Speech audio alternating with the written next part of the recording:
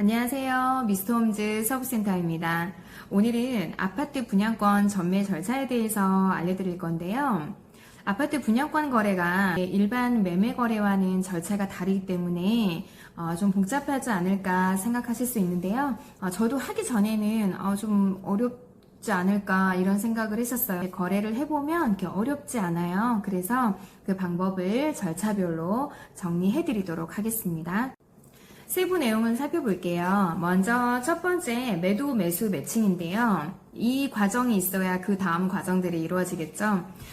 프리미엄, 그 다음에 계약금, 중요한 게 그 중도금 대출 이자 납부 부분이에요. 이자를 어느 정도까지, 어느 시점까지 매도자가 부담할 것이냐, 아니면 전체 다 그냥 프리미엄 안에 포함돼서 매수자가 부담을 할 것이냐, 아니면 그냥 매도자가 대략 지금 현재까지 금액과 추후에 잔금대까지 이자 대략 계산하셔가지고 매도자가 부담할 것이냐, 가장 중요한데요. 이 부분, 그 다음에 잔금일은 언제 할 것인지, 이제 이런 것들에 대해서 협의를 하시게 됩니다.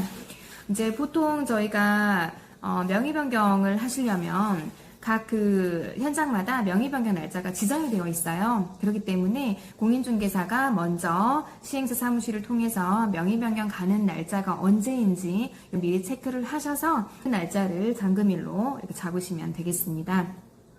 그 다음에 모든 게 다 조건이 맞았다 그러면 이제 거래를 하기 위해서 물론 바로 계약을 작성하셔도 되지만 저희가 보통 가계약금을 받잖아요. 가계약금 받기 전에 가장 중요한 거 이 수분양자가 정당 수분양자가 맞는지 요거를 저희가 반드시 체크를 해드려야 되거든요. 그래서 공급계약서, 유상옵션 계약서, 그 다음에 신분증 등을 사진으로 다 전송받았잖아요. 요걸 가지고 분양사무소로 전화를 해서 인적사항 등을 크로스 체킹 반드시 해주셔야 돼요. 요거 하시고 나서 가계약금을 받으시면 됩니다.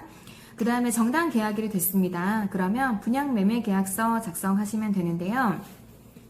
분양매매계약서 작성하실 때 중요한 부분이 있어요. 먼저 첫 번째, 중도금 대출 승계 부분입니다. 무이자면은 이제 매수자가 그대로 중도금 대출 부분을 이제 승계하시면 되겠지만, 후불 유이자인 경우에는 매도 매수자분이 사전에 협의를 하셔야 돼요.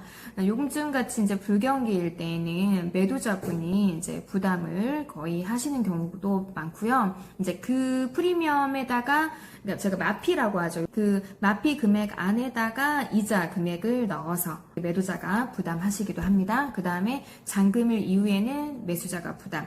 이런 식으로 하셔야 되고, 또 중요한 게 중도금 대출을 이제 매수자분이 승계를 하시기로 하셨어요. 그렇게 서로 상호 협의해서 납부를 하시기로 했고, 그러면 그 중도금 대출을 매수자분이 승계를 하기로 했는데 혹시라도 부득이한 사정에 의해서 매수자의 신용도가 하락해 버렸거나 아니면 그 이유 때문에 대출이 승계가 안 되는 경우가 있어요. 요거에 대해서 공인중개사가 특약사항에 반드시 넣어야 될 사항이 있습니다. 예를 들어서 첫 번째, 중도금 승계가 안 될 시에는 1회에 한해서 배우자의 명의로 변경 가능하다 라는 특약이라든지, 또는 중도금 대출 승계 불가할 때에는 본 계약은 무효로 하고 계약금은 조건 없이 반환한다. 이런 특약을 넣어주시면 좋을 것 같습니다. 그 다음에 중요한 게 인지세인데요. 인지세 같은 경우는 대출을 만약에 승계를 하신다, 매수자분이. 그렇게 되면은 통상적으로 대출 승계에 따른 인지세는 매수자분이 부담을 하시고, 그 다음에 분양권 전매에 따른 인지세, 권리 변동되는 거에 따른 인지세는 매도인이 부담하는 경우가 대부분이거든요. 근데 요 인지세 부분도 물론 10 얼마, 30 얼마 되는 금액이지만 이런 거는 매도 매수자가 계약하실 때 미리 상호 협의해 놓으시는 게 좋겠습니다. 그래서 계약서에 기재해 주시고요.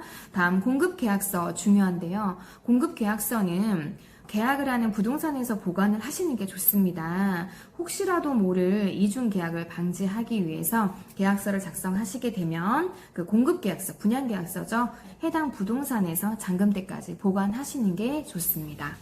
그 다음에 저희가 계약을 하시고 나면 계약서 작성하시고 나서 30일 이전에 실거래가 신고 반드시 해주셔야 되거든요. 조정지역 같은 경우에는 자금 조달 계획서를 무조건 첨부를 하셔야 되시고, 비조정 지역인 경우에도 6억이 넘어가면 자금 조달 계획서는 제출하셔야 됩니다. 다음 중도금 승계 부분입니다. 중도금 승계는 그 해당 중도금 대출, 집단 대출이 이루어졌을 건데, 이 중도금 대출을 실행했던 그 은행에 가서 하시는 거예요. 매도자분하고 매수자분이 서로 손을 잡고 서류 준비하셔서 은행에서 저희가 같이 다 만나서 대출금을 승계를 하시는 거거든요.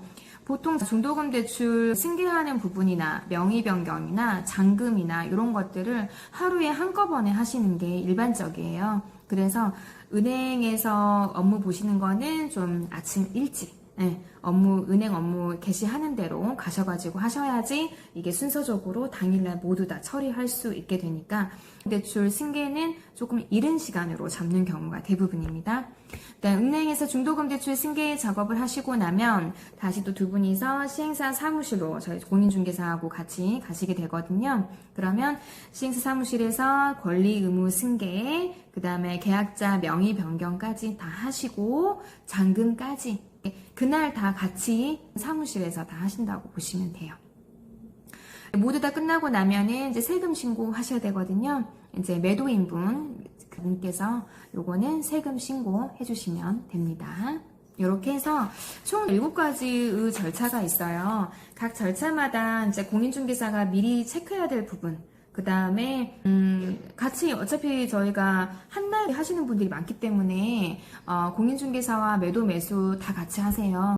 이렇게 해서 아파트 분양권 전매 절차에 대해서 한번 쭉 간단하게 확인해 봤습니다. 중간에 중도금 대출 승계라든지 아니면 이제 그 명의 변경 하시는 거는 서류가 조금 복잡할 수 있어요. 서류는 중도금 대출은 은행에서 요구하는 서류가 있기 때문에 그렇게 준비해 주시면 되고, 잔금 관련해서는 그 시행사 사무실에서 정확하게 안내를 해주시기 때문에 저희 공인중개사와 같이 준비하시면 무리 없습니다.